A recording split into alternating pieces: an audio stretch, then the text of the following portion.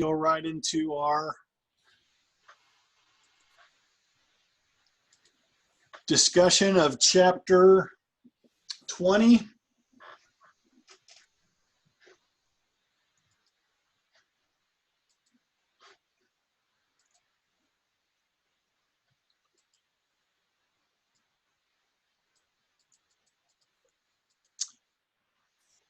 And do you see the slides?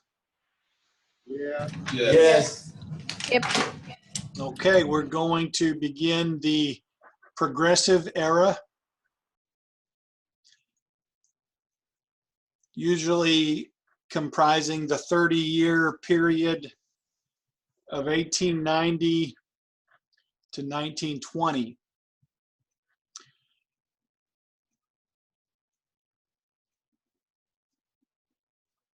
In that decade of the 1890s is more of a transition decade from the Gilded Age into the progressive era.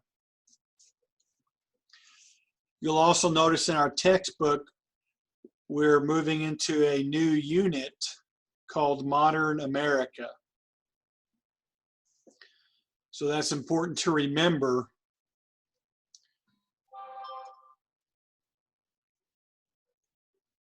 We today say that we are in the postmodern time.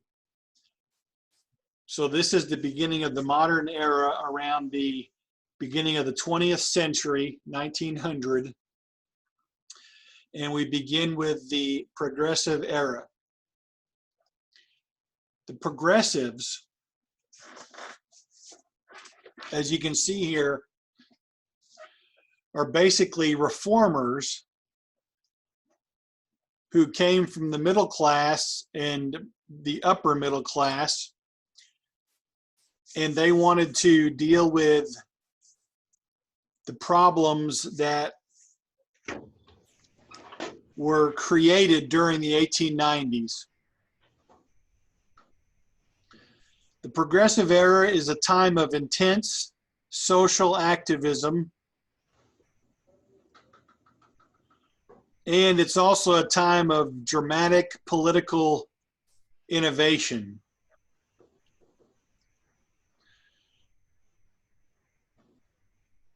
Politically, there was equality in America during this time, as far as on the federal level. Each state had 2 senators, and each state had a number of representatives that was basically reflective of the state population. What was wanted now during this time was, along with political equality, we want to see economic equality.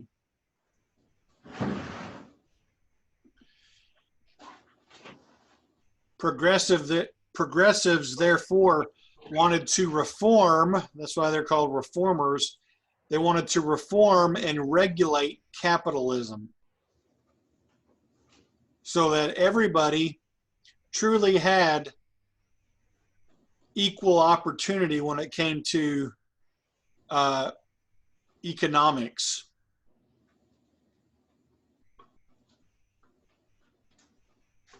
They wanted to protect social welfare. They wanted to promote moral improvement. And another important thing is that they really put a lot of emphasis on efficiency.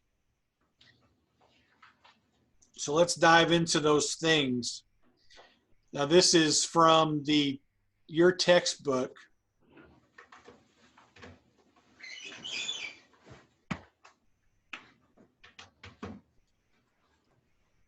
This is the first big section of chapter 20, and we are introduced to 7 sources of progressivism.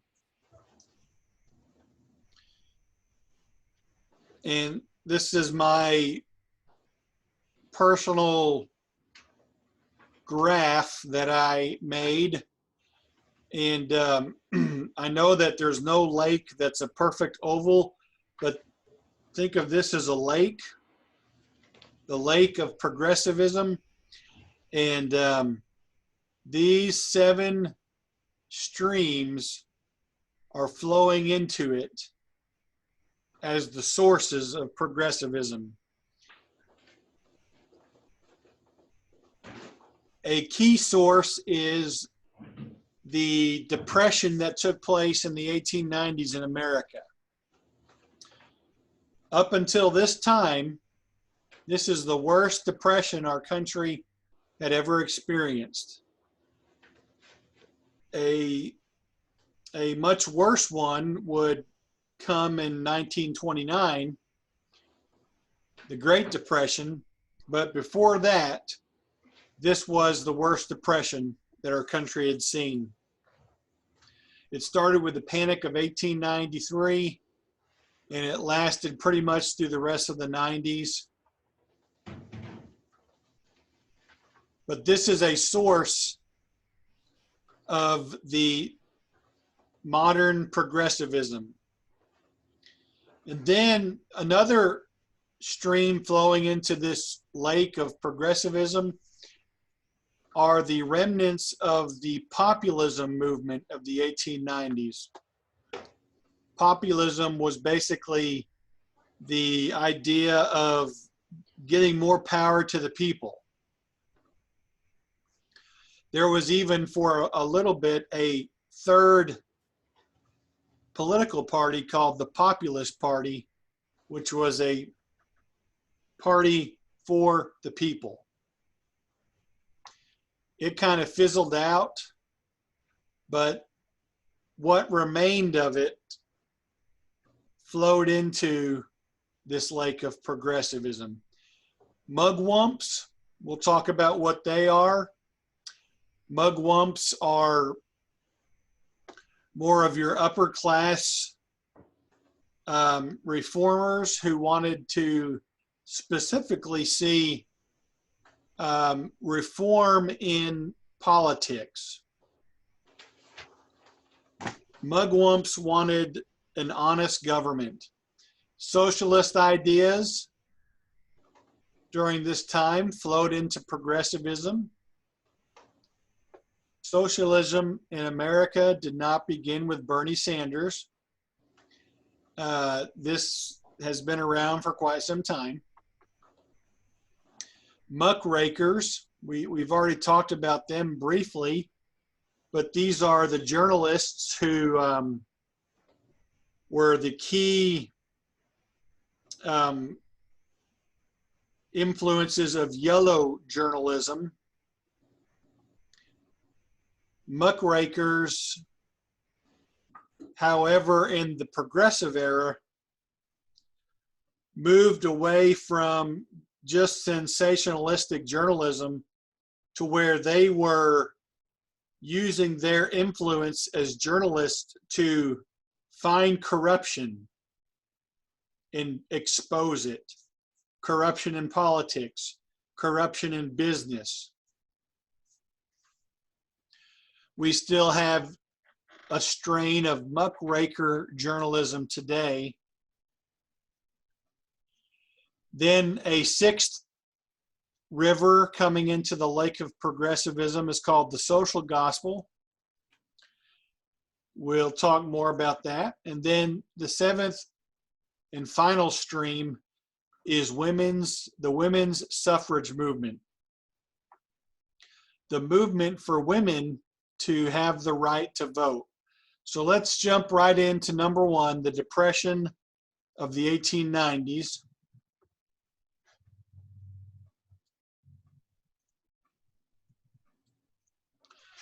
Are y'all having a good President's Day so far?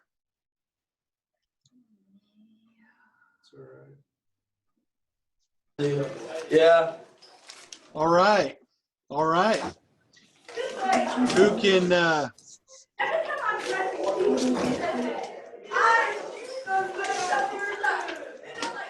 where's that coming from? The hallway. We're shutting the door. Okay. Sorry about that. So no problem. pop quiz question, but not worth any points. Who can name the four? On Mount Rushmore. I call it the four on Rushmore. Yeah, have I done this before already? Just one president. So who are the four? Teddy Roosevelt, George Washington, Abraham Lincoln, and Thomas Jefferson. Very good. That's right. The four on Rushmore. Washington, Lincoln, Jefferson, and Roosevelt. What number presidents were they? it was number 16. George Who was? Washington was one. Who was 16? Abraham Lincoln. Lincoln. Washington was 1. Washington was 1. I don't know the rest. Jefferson was 3. And Roosevelt was 26. And Roosevelt was 26. There you go. Anybody on a Quiz Bowl team? All right, too bad. If you were, we're getting you ready for Quiz Bowl. All right, back to the Panic of 1893. What caused this panic was 2 major railroads going into bankruptcy, which then was a chain reaction of banks collapsing because these banks had loaned money to the railroads.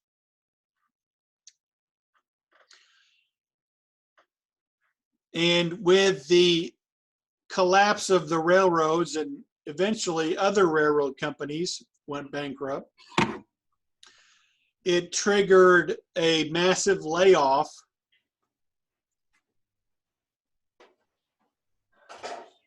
Almost 1/4 of adults lost their jobs during this, not just the panic, but now we're going into the depression.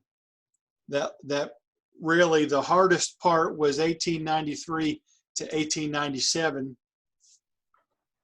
Almost 25% of adults lost their jobs.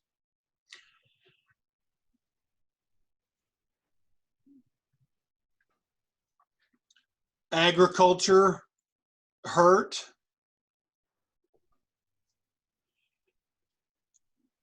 Because farmers couldn't sell their crops as easily as before.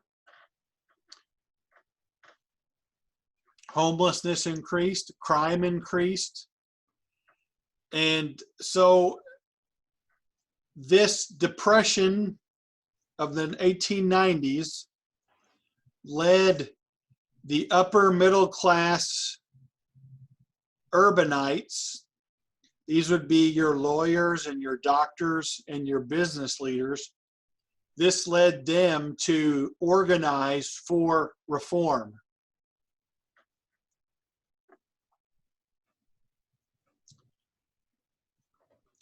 One of the key characteristics of the progressives were they were, not all of them, but many of them had this attitude that they were better, and not just better in the sense that they were better because they were upper class, but because they were upper class and they had money and they had the, they had the resources to bring these reforms in, they were better than the poor, the lower class, in that they could affect reform. Now, there will be social Darwinism creeping in as well, so that there is a strain of thinking that says we, as the upper class white Anglo-Saxons, we basically evolution has put us in a place to where we are the fittest and we are better and we can bring about these reforms. But at this point, it's basically the remember the gospel of wealth, where these ultra rich oil barons and railroad tycoons, these steel workers, these steel owners of steel factories, they felt like their wealth was something that they should use to better the country. That's kind of coming over during the Depression time of the 1890s in not just these few barons, but again, the upper middle class urbanites are beginning to organize to bring reform to the country. And then there was the remnants of the People's Party, the populists. The populists wanted all along to improve things for the common people. Primarily, it was focused in the rural areas and help the farmers. Remember the Grange movement?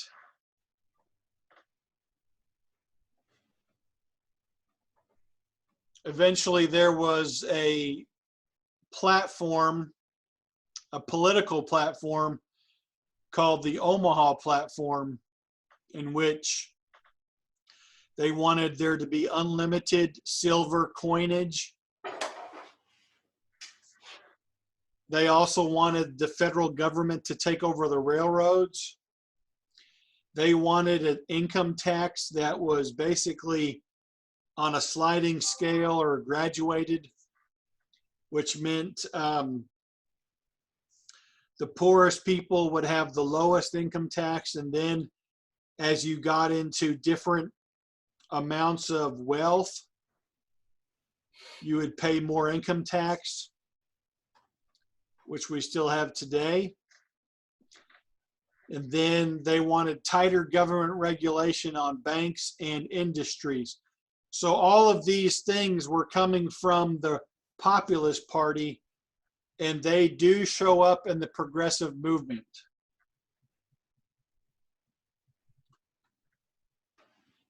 Now, we talked about the mugwumps. The mugwumps were basically your gentlemen,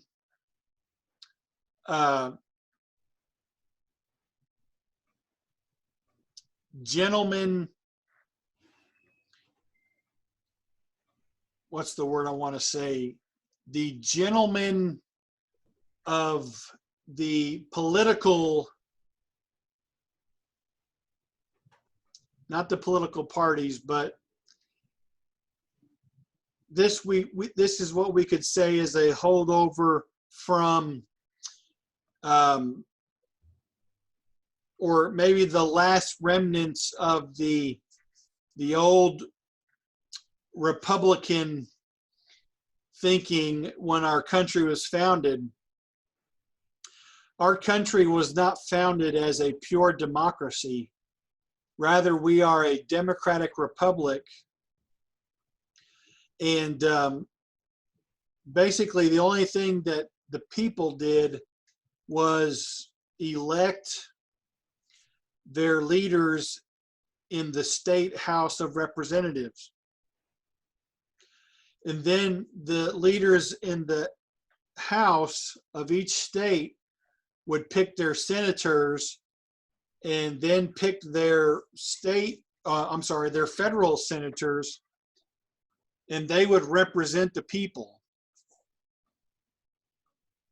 And then your federal senators would pick the president, and it's all a system of representing the people. The people really don't vote directly for the president and for their state, for their federal senators. So as we come into the progressive era, basically those who would have the political power, the representative gentlemen, they start to push for honest government and also they start to address urban issues such as rising crime. They want to see more people benefit from electricity. They want people to have more access to clean water and public transit. And so this is what the mugwumps were about. They wanted to deal with the corruption that had infiltrated into politics.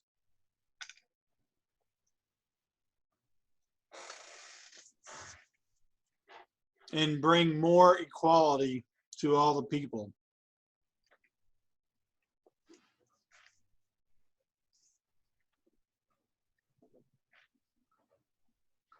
Now, this is more on the social level. It's also going to come into the political level. And we will get to that here in a moment. The fourth river that we talked about flowing into the lake of progressivism was socialistic ideas.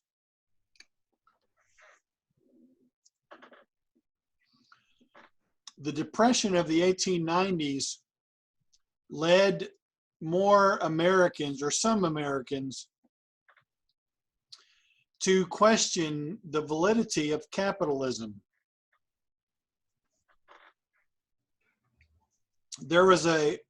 Just as there was a panic in 1893, there had been a panic 20 years before in 1873. And so we see these panics and these depressions or these recessions happening every so often. And therefore, some Americans start to question, is capitalism the best economic system? Therefore, more Americans started to embrace socialism.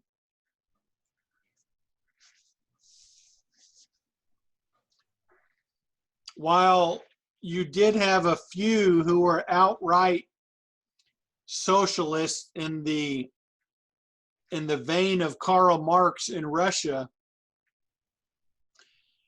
most of the socialists in America embraced ideas of socialism that they wanted to see applied to big business, government, as well as ordinary people. This next slide shows what we're talking about here. On one extreme, you had the laissez-faire individualistic capitalism. And then on the other extreme, you had full-blown socialism, where the government would control property. The socialists in America kind of were in the middle of these two extremes, in that they wanted regulated capitalism with just a pinch, if I can use chef language here. They wanted to cook up a nice big dish of regulated capitalism that was softened with humanitarianism. So we don't want the government completely controlling business and wealth and property, but we do want them to regulate it so that it is more beneficial for all Americans.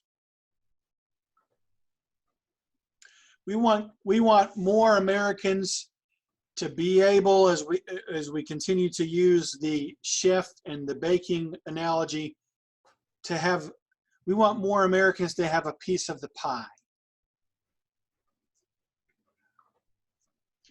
We don't want a few people getting filthy rich while their workers are dirt poor, and the filthy rich are basically riding on the backs of the poor to get rich. So we want to regulate capitalism. This is what the socialist ideas were that were coming into progressivism. And then the next river, remember, the next stream was the muckrakers. These are the journalists who are trying to expose corruption. Corruption in politics, corruption in business, but not just corruption, but also unsafe working environments. I believe in your textbook in chapter 20, there is a mention of a book called The Jungle,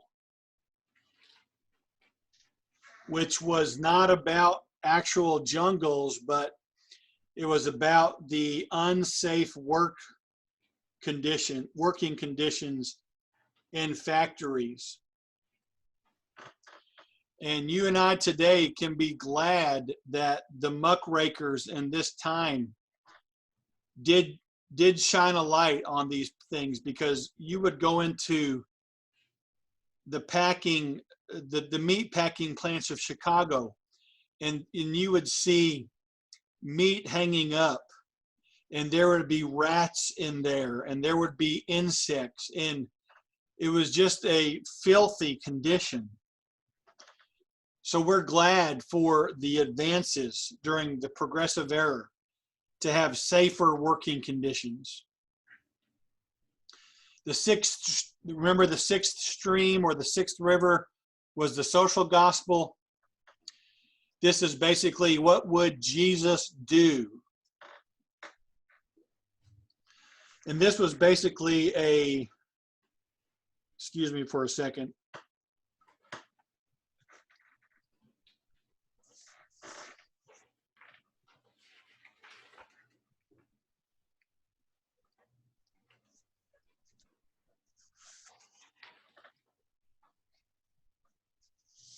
I apologize. I had to take a bite of my sandwich. Me and my wife are starting to wonder if I'm having some sugar issues. So I was feeling a little weak there, so I apologize. The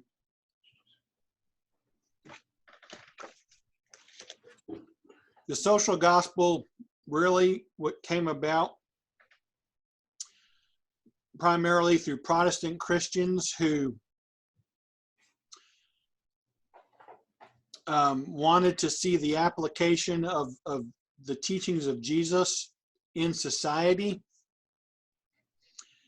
And so you had a few Christian pastors and leaders who said Christianity is not just concerned with individual salvation to get to heaven, but Christianity and the teachings of Jesus should help bring God's kingdom on earth, and it should alleviate problems in society. And so they would talk about clothing the naked and feeding the hungry and providing homes for the homeless. You'll want to know this man here for the test, Walter Rauschenbusch. He was a big proponent of the social gospel, and his book, which is mentioned on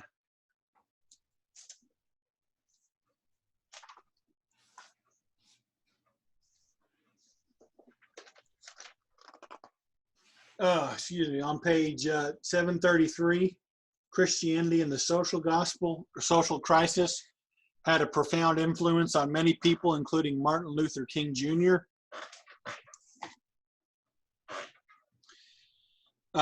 If it's okay with you guys, we're going to stop right there. I've got to get to where I can finish my lunch and just kind of rest. So we'll stop right there and pick back up and try to finish chapter 20 on Wednesday. Are there any questions? I apologize. Talina has a question. Yes. On the module 2, it said that you were supposed to have the details posted for that report, and I can't find it anywhere. Thank you for bringing that up. I